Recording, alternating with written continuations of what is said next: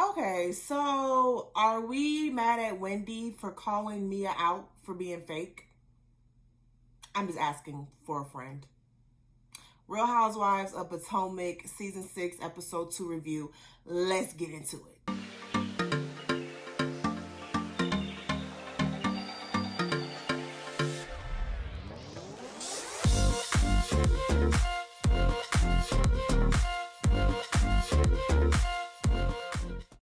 Okay, you guys. Hi, my name is Brandy Chanel. Welcome back to my channel. So listen, we are about to get into Real Housewives of Potomac Season 6, Episode 2 review. Okay. So, the episode picks up where the last one left off. They are still at the dinner, and Karen and Giselle gets into it. She calls her a whore from Hampton. She basically tell her you ain't got no man, you got a hot box, and they're just going back and forth, right? And Robin, for whatever reason, she just keeps. I feel like Robin always feels like she has to be Captain Save-A-Ho. Like she has to just insert herself into whatever confrontation Giselle is having, and it's like, ma'am, it's like it just. I don't see why you are constantly trying to take up from Giselle. Giselle sometimes be asking for some of the shit she be doing. So I just think sometimes you need to just sit back and, just eat your food. Because sometimes you don't be ready or prepared for them reads Karen be throwing at you, right? Even though I think the reads are so 2010. Like, I mean, I'm gonna need for some of y'all to come out with some more reads other than you ain't got a man and this is a real relationship. I've spoke about this on my channel. I'm so over this. That's all Karen got. If you really want to be honest with you, that's all she got. She's just able to say it in so many different ways that when she says it, it's like it's a read. But really, she's saying the same shit. You can't keep a man. You ain't in a real relationship and all that other bullshit. That's all Karen is saying, really. I feel like her kind of minimizing Juan and Robin's relationship, the beauty, I feel like people really need to realize if Robin really wanted to not be with Juan, she wouldn't. She would have an easy way out. She can just leave, okay? Karen is still trying to hold on to her marriage because that's the one thing she can throw up in everyone's face is that, oh, I got a man. I got a husband. You don't. You ain't even married. That's the one thing that she hold on to. That's why when this fool got on TV last year and said he don't know if he was in love with her. That's why she fought so hard to keep that marriage afloat, because she knew if something go wrong between her and Ray and they get a divorce, oh, they are going to eat her ass up, okay? Because you throw it up in everybody's face that they ain't got no man, but your man last year was telling you he didn't really love you all like that. So, but anyway, Karen reads the fuck out of Robin, and somehow in some way, I think Wendy's like, okay, this needs to be between Giselle and Karen. Like, we just need to stay out of it. And then Robin was like, well, I don't understand how Wendy is all of a sudden now cool with Karen and she didn't want nothing to do with her last year. Hello, they went out to lunch, they made up like grown women, and now they're moving forward. Like, this is what grown women do, and this is what this show is about. Y'all fight one season and y'all cool the next season. We're not gonna act like that's not the pattern. Okay. Mia somehow has met Giselle for 5 minutes and says she's a good judge of character, and that Giselle has a good heart. Ma'am, you've known her for 2 seconds. Like, you who are you? Goddamn Cleo. I mean, the psychic reader. Like, what the fuck? Like, you don't know. You did, like Karen said, give her 5 minutes and you're gonna really see who she's about. So the next scene is we're meeting Mia. Mia and her husband, I think what happened was Mia and her husband were like business partners with a joint chiropractor, if I'm not mistaken, or he owned it and then he kind of gave it to her to get together or to be in charge of while he stayed at home. I don't know, but whatever it is, she's part owner. She's owner of Joint Chiropractor, and she's doing a lot of the businesses. She's she's the one, doing all of the business, and she's taking the lead role in that while he's staying at home. I don't see a problem with that. I think we're just in society today where women are supposed to stay at home and men are supposed to, make the money. So in their household, I think he's worked, long enough to where now he can be like, okay, you take charge. I'll stay at home and get the baby some cupcakes with the damn sprinkles. That baby was not having it. She was not happy about not having her damn sprinkles. Okay. They were in the kitchen. She was cooking. I think it was like breakfast or something. Like she was cooking, and she was on the phone, and he kind of complained about that. And I was like, yo, like it's multitasking. I can cook eggs and be at the phone at the same time. Like, I don't understand what the issue was. So he was kind of like annoyed with her about that. That's something that'll really get on my nerves. Like, don't tell me what I can and cannot do. I can do both. I can talk and chew at the same time. It's not that deep. We're meeting with Candace. Candace is shooting a pilot, honey. Y'all love to say Candace ain't got no job. She living off her mama and all this other stuff. But she's doing more than anybody else on this damn show. It's not I'm not including Mia on this, and I'm not including Wendy, because Wendy has a whole career. She had a whole career before she came on the show. But and we just met Mia, and we know she's the owner of Joint Chiropractor. But, Candace got it going on. She's in movies. I know she's on that show, Family Reunion. She said she's working on her album. I just heard her new song. It's good. It's a bop. And so she's just doing it up.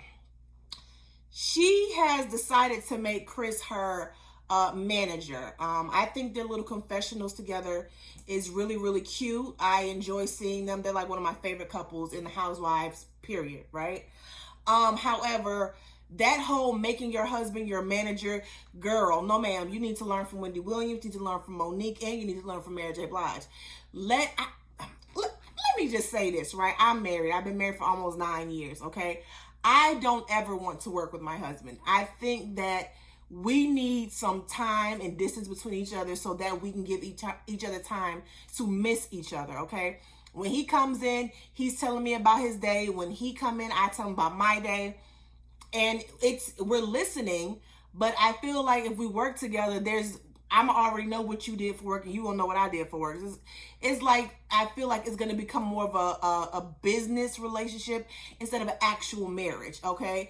And sometimes I don't think Chris is the type, he don't come off as a type that would take advantage of Candace. However, you never know. I'm pretty sure Wendy Williams thought the same thing, and look what happened. I'm pretty sure Mary J. Blige said the same thing, and look what happened. I am pretty sure Monique said the same thing, and look what happened. So I am not, I'm just not with the having your husband control your career, or I don't want no parts of that. I want no parts of that. Sheila is visiting Ashley. Finally Sheila looked decent. Sheila sometimes be coming up on the scene looking like, looking like she's just had a bad life, period. Looking like times of hard. And that's what she looks like. But, she looked decent. Her and Ashley are talking about Michael and her sex life. I could have went without that. Like, I don't really care. I could have went without hearing that. I don't talk to my mom about sex. My mom obviously knows I have sex, but that's not something we need to be discussing together. Like, we don't have those type of conversations. It's a little bit uncomfortable. And then you're telling your mom, oh, I have more than one hole. You know what? I bet Michael don't mind the other hole, okay? I bet he don't. It's like, Ashley, you just keep throwing Michael in the lion's den. We know what he really like, okay? He don't mind that you bend over and get tooted and booted. He don't mind none of that. That's what he prefers. You ain't saying shit we didn't already know. Don't. You always throwing that man in the lion's den. We know what he like for real. We know what he like for real. And you do too. Girl, stop. Robin visits Giselle's house. It's the West Wing. She's taking her on a tour. It's taken Giselle 2 years to get this house together. Robin in her confessional says that, the inside decor is great, but the outside looks a mess. I mean, the idea of Giselle's house is more appealing than her actual house, right? Her sheets, those tacky for side, I cannot stand people who wear print like that. Like the Versace print is so loud and you have it all over your bed, and then you have this loud sparkly pillow sitting right there. I mean, it just looks tacky, and that's what Giselle gives. She gives Giselle tacky. So I kind of disagree with Robin saying that, you know, her house decor looks great on the inside, but the outside look a mess. I think both look a mess. Like, just like her wardrobe, she looks a mess, okay? They talk about Giselle's relationship with Jamal. It doesn't come as a surprise to Robin that Jamal and Giselle did not work out. And quite frankly, it's not a surprise to us either. Definitely not a surprise to me. I don't think that it was something that was genuine. I think he was in it for one reason, you know, for promotion, for whatever he got going on. I think she was in it for a storyline, and that was that. Like, I don't really think they were a real relationship. And it's like, why would you want to be with somebody with that much baggage? Like, really? So I agree with Robin. It's no surprise. They call Candace and they tell Candace what happened. They, you know, kind of tell her about Mia and all of Mia's plastic surgery.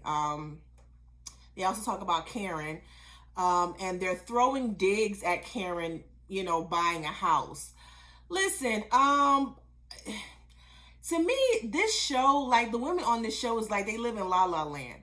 Because I don't understand how we're talking about Karen's finances when Robin, just last season, you was going through some shit with your taxes. You can't even remember to pay your taxes. Not that you couldn't afford it. You couldn't remember it. So you're just a big dingbat. That's what it is. So the fact that you're sitting up here co-signing with Giselle about Karen's finances is just ridiculous. It was like, what? It's like pot calling the kettle. Like, come on now. Let's not do this. Giselle has the audacity to say that Karen owes her an apology, and I'm like, what, really? Out of all the years of you tormenting, all the years that you tormented, I think is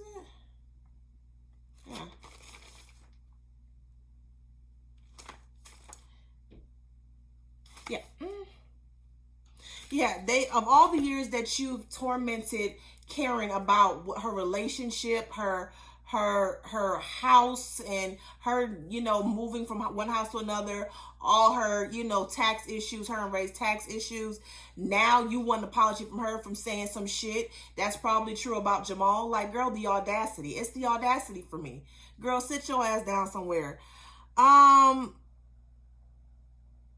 Karen is talking to Ray about Giselle. In this scene, I put that Karen is full of shit, okay? You are having this event, this little party, this couple's loving party, or whatever the case may be. You're having this to kind of throw up in Robin and Giselle's face, more so Giselle and Robin. They throw up in Giselle's face that, you know, look what I have, look what we have. This is why you're miserable, because you don't have a man. I don't understand how we equate having a man with happiness. Like, I don't understand that equation. You know, I get it's a show and they're throwing little darts at each other. They're throwing, you know, reeds and all this other stuff. But to me, you're saying that her happiness is based on having a man. Like, and I just don't understand the logic behind that. I just don't. Like, she's miserable because of what her ex-husband did to her and this, that, and third. I'm just like, Karen, please come up with some new material, honey. Come up with some new material. Wendy is having dinner with her family. Like, let me say this. I love seeing Wendy with her family. It's just like, it's really authentic. Her mom, her sister, and her brother are coming for dinner. They're having an authentic Nigerian feast, honey. That food look kind of good, sweetheart. And they're at the table and they're talking about, you know, Wendy's, you know, surgery to her breast. And her mom says, I want a boob job and y'all gonna pay for it. If you don't, I'm gonna sue you. I'm just like, I mean, I wouldn't mind if I had the money. I would pay for my mom to do something like that. I would. But the fact that you telling me what I'm gonna do with my money is a no-go for me, ma'am. No, like that's not what we're happening right now. That's not what we're doing. Let me also go back to Giselle and Robin talking about the announcement of Wendy's new breast, boobs, her butt, and all this other stuff. And Robin says that when she asked Wendy about her butt, she said no. Wendy didn't say no, she didn't have it done. She said, no, I'm not going to show you. And then she kind of insinuated that she only did it after Mia did it. So I'm like, maybe that could have been the case, you know, but I don't think that was it. Me personally, I don't think that was it, because she admitted to it. And it's kind of hard to deny something like that, because let's just be real, let's just be honest. I love Wendy, but girl, last year you was as flat as this damn iPhone right here. Like, this was you right here. What you didn't even have this part. You just had just straight this part right here, ma'am. You were flat. Okay, so it's kind of, I mean, you might as well admit to it. That's all I'm saying. So we're back to Wendy's dinner, and she is talking to her family about starting a new business venture. She wants to do candles, and she said her career as a commentator and as a professor is not fulfilling her no more. I'm all for it. I think when you get on this platform, you need to utilize this platform to the fullest, open you up some more businesses. You better take the Candy Burris approach. That's what you need to do. That's why Nene and Sheree and them sick right now, because they did not take full advantage of the opportunities of what it was like to be on Real Housewives of Atlanta, whereas Candy did. Now you got Sheree talking about something, she gonna come back. For what? Why are you coming back? This ain't even about Real Housewives of Atlanta. Moving on. Her husband, Eddie, did not seem all that enthused. So she's taking care of the you know, the little details, the aesthetics of it all. She's doing all the fun stuff, the logos, the packaging, and the smells probably. That's what she's taking care of. And he's taking care of the money, the business side. And he just did not seem that enthused. I really feel like, you know, I feel like no matter what, your spouse is supposed to be supporting you. Now, if you are not showing them that you are serious, then you can't blame them for feeling the way that they feel. But, you know, I hope that her, you know, line jumps off the ground. I really do hope so. Karen visits Ashley, and they talk about this the whole banter back and forth with her and Giselle, and this whole sing comment. And she basically didn't know what it was. I knew that it was a prison in New York. I already knew that. So I'm like, sing. What she know? Shit, Giselle, she got some warrant out for her arrest or something? What's going on? And she basically said it just went with the read. And I'm just like, Karen be full of shit. Y'all love Karen. And I like Karen to a certain extent. I can only take her in doses, but to sit up here and just, she be lying. That's what it comes down to. Karen be fucking lying, and y'all just, whatever. Dean wakes up from his nap. Is it just me, or is Dean getting cuter? He's getting cuter as he's getting older and growing. And I'm not gonna go there with that little boy. I ain't gonna go there. I ain't got no kids. Lord, forgive me. Let me knock on wood, honey. He's a cute baby. He comes out, he sees Karen, and Karen act like she don't know what to do. I don't know if it's been a while since she's been around kids, but she just got up and ran, and he started crying.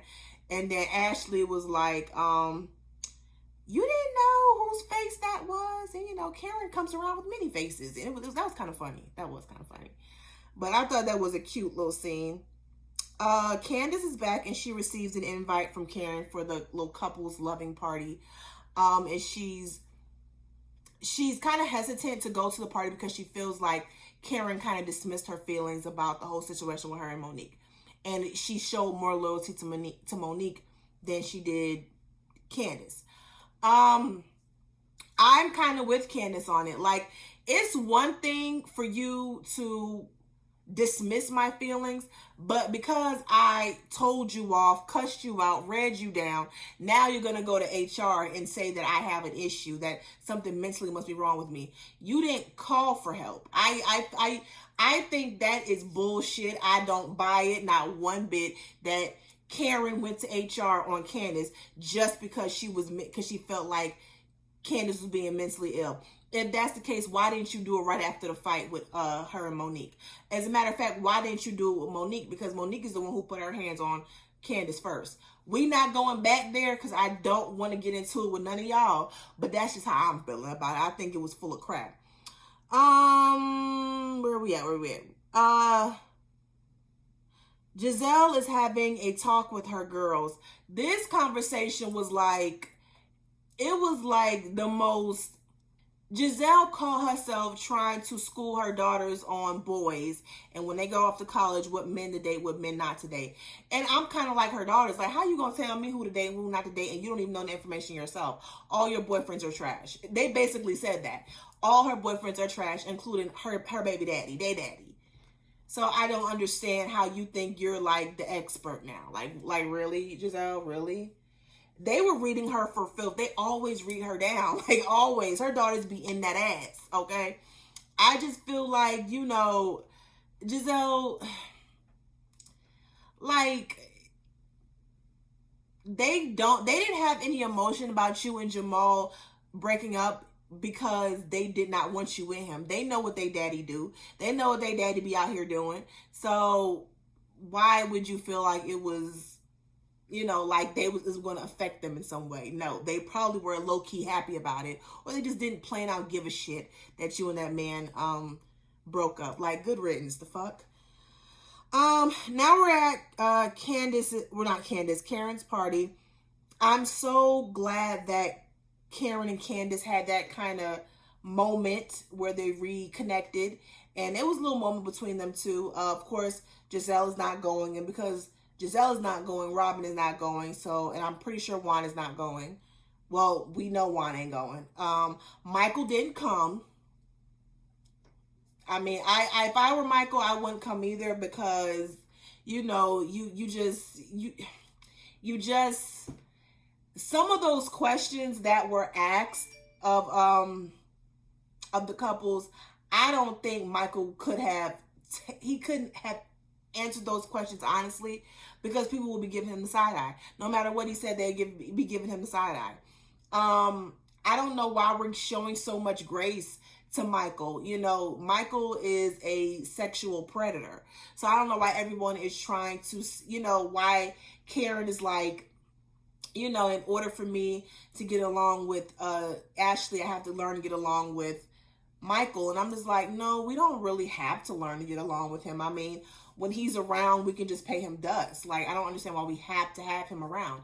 He's already proven himself to be a danger to other people. And, you know, I don't feel like I'm over exaggerating that. That's the truth. He can't keep his fucking hands to himself. Why do we need to? Anyway, child, I can go off all day about that. They're sitting down, you're getting acquainted, everyone's introducing each other. They start talking, and Candace brings up the scuffle, and Karen tries to shut it down, but they continue to talk about it. Karen is bringing up the fact that Giselle wished death on Ray. And I really just feel like, even though I don't like Giselle, I feel like she's reaching. I really do feel like she's reaching. She didn't wish death on him. Now, did she make an inappropriate comment? Yes, but I don't see that. I didn't equate that as her wishing death on Ray. That's number one. Number two, Ray made a very chauvinistic remark. Okay? If you don't look a certain way, you ain't gonna be able to attract a man. It's always to get a man. That's all I get from Ray and Karen. Like, get a man. That's it. That's the resolution to everything. Get a man. That's just what it is. And so it was very chauvinistic, and I felt like Giselle had every right to say what she said. She had every right to clap back in that manner, because who are you to sit up here and tell me what I need to look like in order to attract a man? I just found that to be crazy. In the midst of this, you know, Mia starts talking about Giselle and saying that, you know, she didn't like what Giselle said, and when you wish death on someone's husband, now I got to take a look back. And Wendy is like, well, hold up now, because you were just saying that she had a good character, and then if you felt some way about the comment, then why did you ask for her number after the whole situation? I didn't get it. And then when, Mia was like, I was trying to, lighten the mood, which is something you should have done at your event. And, they keep going back and forth. Mia is doing all this in their face, and which I think, please don't do. When someone says don't get your hands out of my face, all of those women talk with their hands. So it's not, I don't think Mia's hands was in Wendy's face. However, and I'm gonna spend a little moment on this because some of y'all kind of irked my nerves a little bit. Okay, are we mad at Wendy for calling out Mia for being fake? Is that what we're doing? We're mad at her. So from that little interaction, we have now determined that Wendy is jealous of Mia. Is that what we're saying? I saw so many people on Instagram. I think it was like Peach Daily Report and other Real Housewives blogs on Instagram, and they were just, Wendy is jealous of Mia. Wendy, you need to stop. You are not that girl, and she's jealous. And I was like, well, how is she jealous of Mia? That's what I don't understand. Like, and to me, I hate to bring up the whole colorism issue, but this is exactly what Candace was talking about, earlier this year when she said something about the colorism issue between her and Ashley. Because the moment a dark-skinned woman is in conflict with a lighter complected woman, the automatic response is that they're jealous of her, which I don't understand because it seems like they run in the same circle. There is no place that Wendy can go that Mia can't go. There's no place that Mia can shop at that Wendy can't shop at. They run in the same circle. So I don't understand where the jealousy comment is coming from. I mean, Wendy, Candace, and I think I am going to include Mia. Well, no, I don't know if I really can put Mia in the same category because yes, she's part owner of Joint Chiropractor, but she shares that with her husband. Wendy has had established a career before even coming on the show. Candace had a whole career, because y'all like to say Candace don't do shit, but she had a whole career before even coming on the show. So they can afford to marry for love, whereas the other women, their circumstances is what got them in the situation they are in today. If Ray didn't have all that money, where the fuck would Karen be? If Monique Chris didn't have all that money, where the fuck would Monique be? Why do y'all think Giselle is still holding on to the last name Bryan? Why do you think Ashley continuously puts up with Michael's shit? Because they knew before that man, they married the men, they didn't have shit. Wendy is the only one who came into this situation with her own shit. Now, if her and Eddie was to split up, which I hope they don't, she can survive on her own. She got the show. She got her master's, her doctorate. She's a political commentator. Now she's about to open up a candle company. So what makes Wendy not that girl? Please let me know. Please let me know. Because what y'all gonna get in here in my comments and say is because of the way she looked. Okay, and then y'all bringing up the plastic surgeries. I don't understand how Wendy can be insecure about the way she looked because she got plastic surgery when 80% of Mia's body is made from some shit that you buy from Home Depot. Like, I don't understand that. At this point, Mia done had so much shit done, she don't want to look like herself. So I don't understand what you're talking about. This bitch look every bit of, talking about something, she 36, she look every bit of 46, okay? And I really do think that she is 36. However, because she got so much shit done to her face and she wears a pound of makeup, okay, she looks older than what she is. She's not unattractive. She's a beautiful woman. However, she looks older than 36. I'm sorry. If Mia is 36, well then goddamn it, I'm a newborn. How about that? Okay, like stop playing with me. So I don't like the hate that Wendy gets when she is doing what everyone else has done over the years, and that's she has to contribute. She has to contribute. And I'm sorry, Mia was being fucking fake. She was being fake. You came here with me, then you talking about some Giselle got a good heart, then you have an issue with Giselle talking about Ray, and then you had an issue, but you asked for her number. Like, I don't get that. I don't understand that. It's fake. It's some fake shit. And I'm not mad at Wendy for calling it out. Team Wendy. Okay. So then they go to playing the games, and I like this scene because everyone was pretty much getting along. It was lighthearted.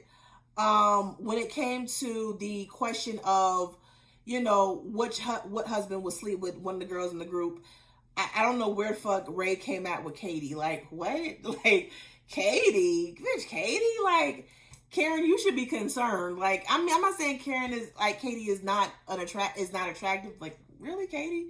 She just seemed off. That's just how I view it.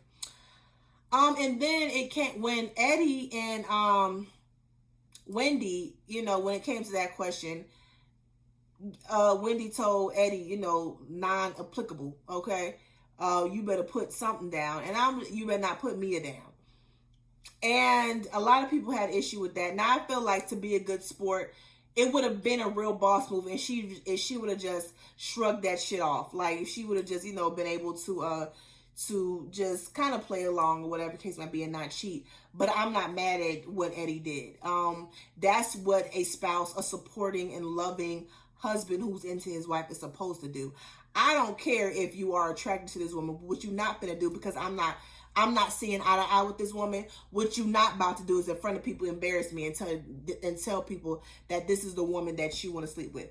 That's cool and all, but you're not finna embarrass me, period. That's what a marriage looks like. We are one. We don't show conflict around other people, okay? If I don't like a bitch, nigga, you don't like a bitch, okay? If you got an issue with somebody, I got an issue with somebody, period.